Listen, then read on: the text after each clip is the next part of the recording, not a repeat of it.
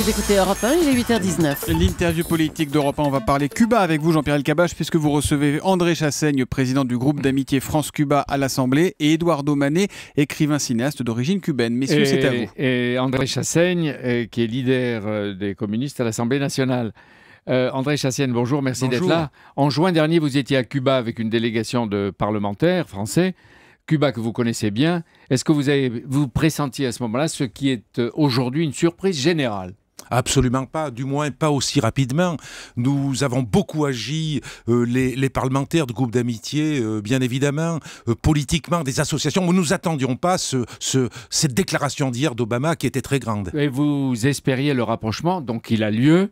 Et de quelle façon, en plus, après 51 ans de haine réciproque et de cet embargo qui a enfermé Cuba dans le camp communiste ?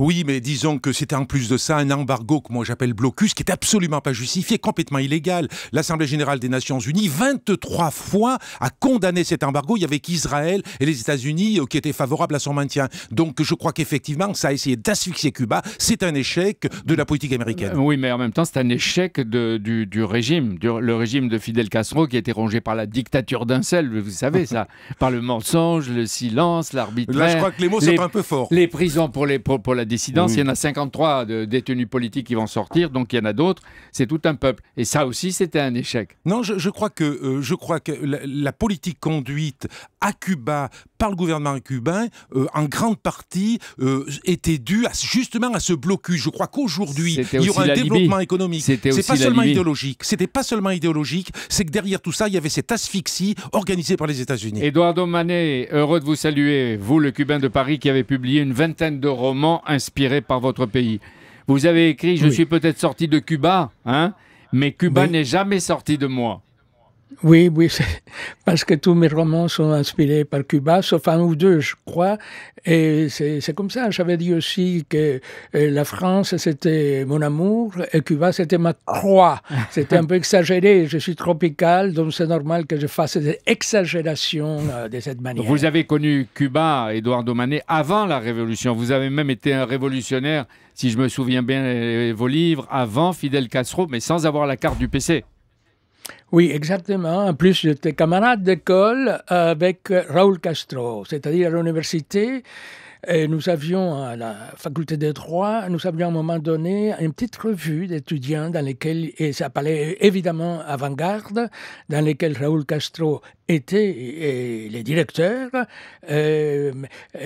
Guevara, Alfredo Guevara, qui après ferait les ICAIC, l'Institut du cinéma, était le rédacteur-chef.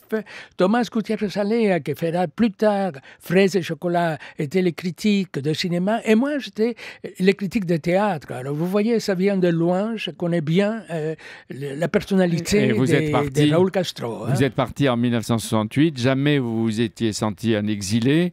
Et je crois que vous êtes retourné cette année, en 2014, pour la première fois depuis 68, mais cette fois-ci en écrivain français. Oui, profitant du premier festival de théâtre cubain. Et j'y étais, en tant que Français, évidemment, et j'ai été ébloui parce que il y a une grande actrice metteur en scène qu'on appelle l'Ariane Mushkin cubaine, qui s'appelle Flora Lauten, qui a une compagnie de théâtre, elle avait présenté ma pièce Les Nonnes, en espagnol évidemment, d'une manière aussi très tropicale. Alors, c'était magnifique. Obama efface 51 années. Est-ce qu'il a bien fait ou est-ce qu'il a commis une faute en renforçant les Castro? Non. Non. J'ai toujours dit, j'étais contre cet embargo depuis toujours, en disant, vous ne pouvez pas vous dire que vous êtes un patriote, que vous êtes pour Cuba, et en même temps accepter un embargo qui était absolument inutile. Parce que cet embargo servait à Fidel Castro, le leader maximum, pour dire tout ce qui va mal, c'est l'embargo. L'embargo venait, voilà, donc c'était une possibilité. Un peu comme André Chassaigne. Tout va mal, c'est à la faute à l'embargo. Voilà. Exactement. Mais le problème, c'est que cet embargo, dernièrement, il y a du point de vue de la culture, n'existait pas, parce qu'il y a des artistes cubains qui vont aux États-Unis, des artistes américains qui vont à Cuba. Cette année, il y a par exemple, pour la première fois depuis très longtemps, depuis le début de la Révolution, une comédie musicale américaine à Cuba. C'est déjà donc changé. Il avait été contraint d'entrouvrir son île aux étrangers. Moi, je me souviens de mes 2 entretiens avec Fidel Castro. Ils avaient duré 8 heures ou 9 heures. Cette fois, les Castro doivent accorder des libertés aux Cubains. Est-ce qu'ils vont le faire, à votre avis? Est-ce qu'ils vont aller plus loin, là, maintenant? Mais ils ont commencé. Je crois qu'ils vont faire très attention parce que, évidemment, ça peut donner beaucoup d'idées à l'arrivée d'un tourisme américain qui, pourtant, il est très, très désiré par Raúl Castro. Et il a dit, j'espère qu'un jour viendront 2 millions de touristes américains à Cuba. Ça peut se passer comme ça. Il ne faut pas envahir l'île. Mais en même temps... il ne faut pas envahir l'île. Et je m'adresse à André Chassaigne. Barack Obama a fait preuve de courage. Oui, il a fait preuve de courage. Effectivement, c'est un grand discours. Mais je crois que l'hégémonie américaine est aussi affaiblie par la reconnaissance de Cuba par l'ensemble de l'Amérique latine et au niveau international. Et je crois qu'il fallait bien qu'à un certain moment, les États-Unis et Obama arrêtent cette espèce de blocus incroyable. Oui, mais au Congrès, les républicains ont promis de combattre la stratégie d'Obama, faite, d'après eux, de multiples concessions stupides. Disons que rien n'est gagné. Il est bien évident qu'il va y falloir une mobilisation très large pour que ça rentre dans les actes, ça se concrétise, parce que pour le moment, l'embargo est toujours maintenu avec des conséquences désastreuses pour la population cubaine. La bataille continue, mais il y a eu un acte à un moment donné courageux. Il y a un acte courageux, il y a un acte fort des deux côtés, grâce à des interventions extérieures, en particulier le Canada et le pape. Je crois qu'il faut saluer le fait qu'il y a cette convergence qui a permis d'arriver à cette grande date historique d'hier. On rend hommage, tous, avec plaisir et émotion, à un autre Americano, le pape argentin François, qui est à l'origine des négociations secrètes du Canada et du rapprochement bien évidemment cubano-américain. Vous avez entendu une voix des Français?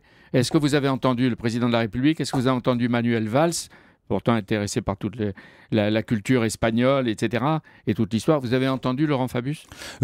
Non, mais ils vont pas tarder, probablement. Pourtant, il faut quand même signaler qu'il y a eu un premier pas qui avait été fait par la diplomatie française au printemps 2014, où Fabius, le ministre des Affaires étrangères, s'était rendu à Cuba et avait exprimé cette exigence de lever l'embargo. André Chassaigne, Barack Obama devient un maître de la surprise.